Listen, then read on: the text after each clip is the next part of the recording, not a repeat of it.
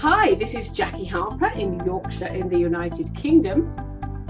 And this is Pattison in Los Angeles, California, in the United States.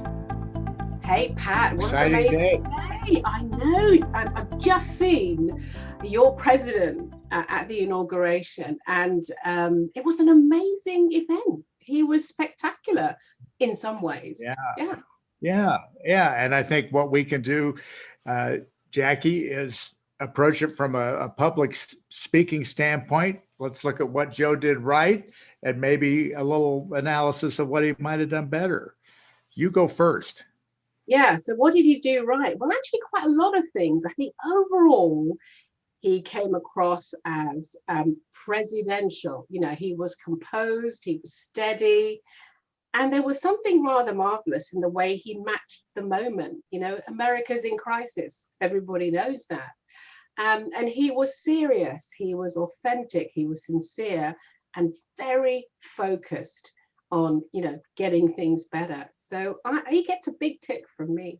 Okay. Yeah. And from a perspective here in the States, there's just a lot of talk about the fact that this is the biggest crisis we've had since Roosevelt and since the Great Depression. And a lot of eyes are on him.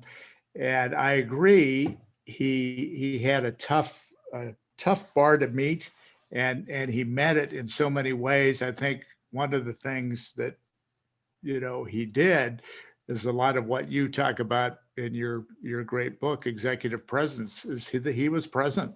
He was present and he was president. So that and that's a hard thing to manufacture. So I think that he pulled that off as authentically as might be expected. Yeah. A couple of other things that stood out for me as well was some of the language, as a wordsmith, as somebody that's in journalism and likes to write.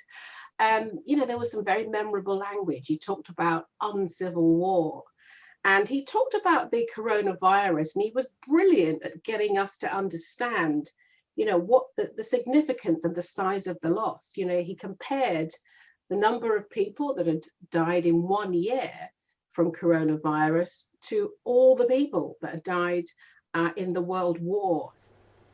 Once in a century virus that silently stalks the country. It's taken as many lives in 1 year as America lost in all of World War II. So it was a really easy way to get a sense of the gravity of the moment for America. Yeah, I agree, and I think that he also tapped into a lot of the history over here. You're a big proponent of using quotes, and he used quotes from one of our great quotable presidents, which is Abraham Lincoln. And he referred to the better angels of our nature in terms of having gotten through the crisis of the insurrection that happened on those very steps where he was sworn in 2 weeks ago.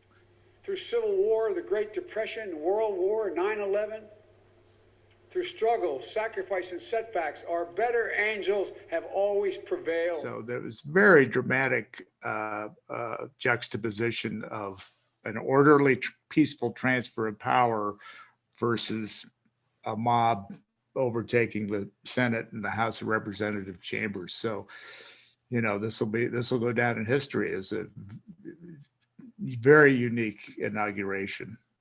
Yeah. I mean, another thing that's sort of popping. I'm just fizzing with it because I've just seen it. The way he links so many different things together.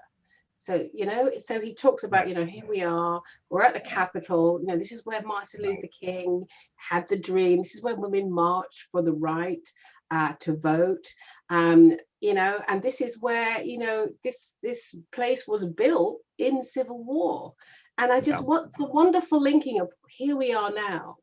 And so much else has happened, history has happened and we've come through it. And I just love the way he linked all of that to the here and now. I thought it was clever and moving and powerful.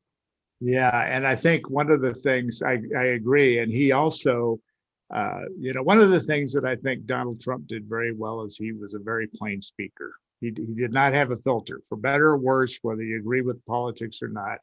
He was a compelling television presence. You got to give him that. Ronald Reagan was a compelling television presence. Barack Obama was a compelling television presence. Joe Biden is not a compelling television presence.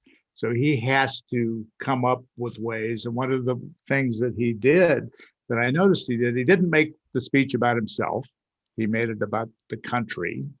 But he also, when he would get kind of personal, he would have a device that he used with his voice. Ronald Reagan did this very effectively as an actor, where he almost kind of whispered. He talked about justice for all deferred no longer, and he was able to make italics or bold happen with his voice. And I think that's just in terms of the public speaking tips we're talking about here, is something that we can all use in presenting ourselves either publicly or these days on Zoom or on a virtual presentation.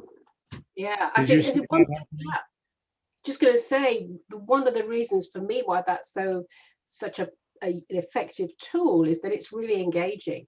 First of all, it gives a richness to the texture of what you're saying. Instead of the graph being completely flat and everything goes along, when you have that dip in sound, it draws you in.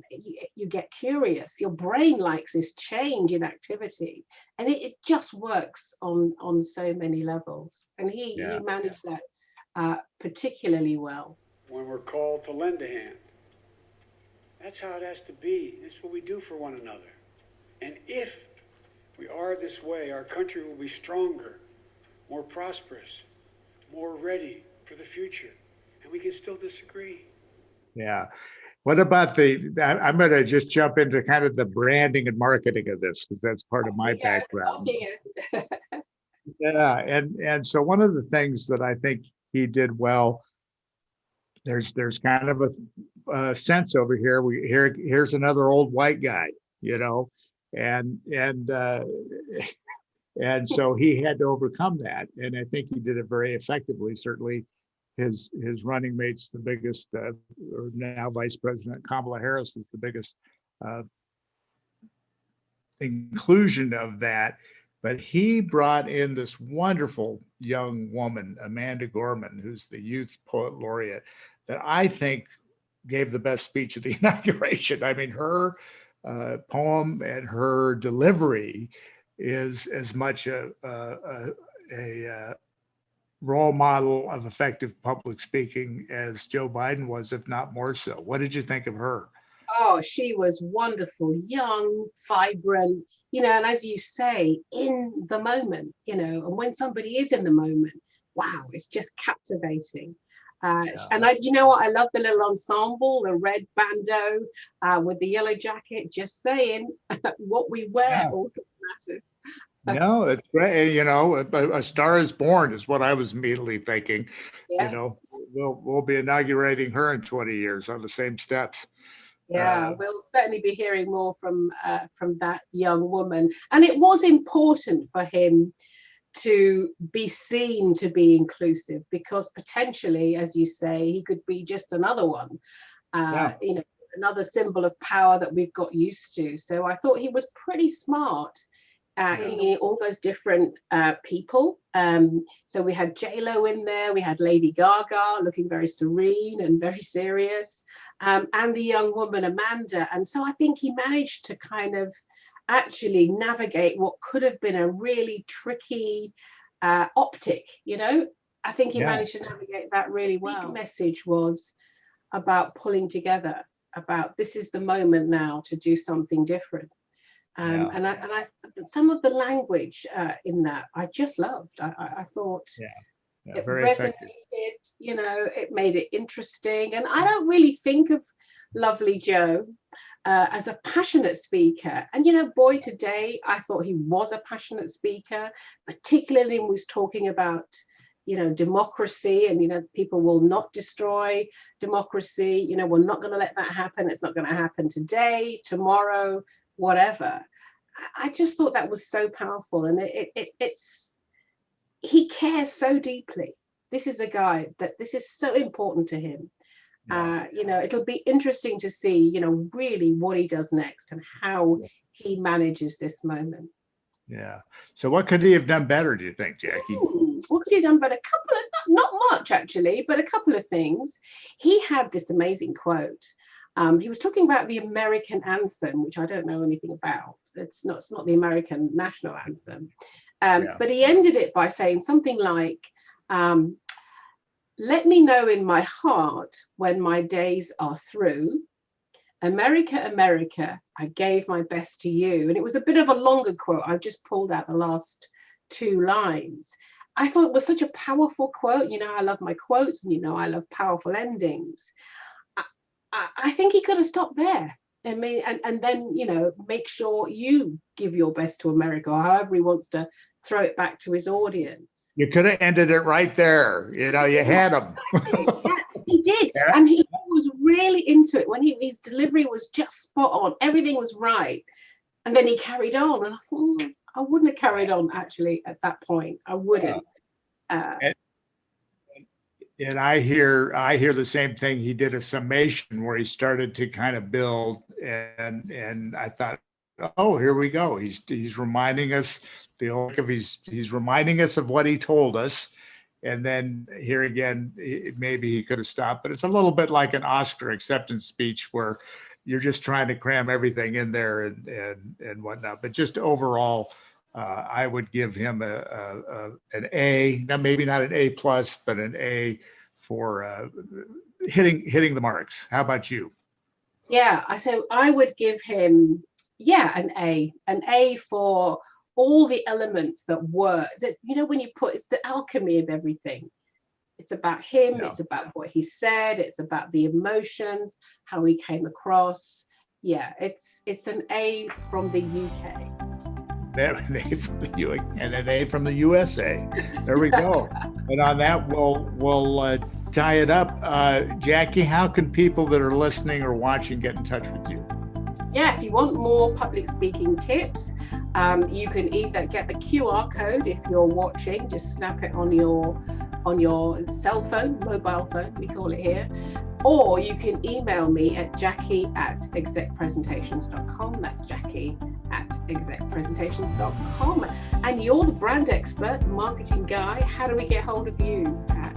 Yeah, so they can reach me on my website, which is pattison.net, PATTISON.net, or email me patremade@gmail.com.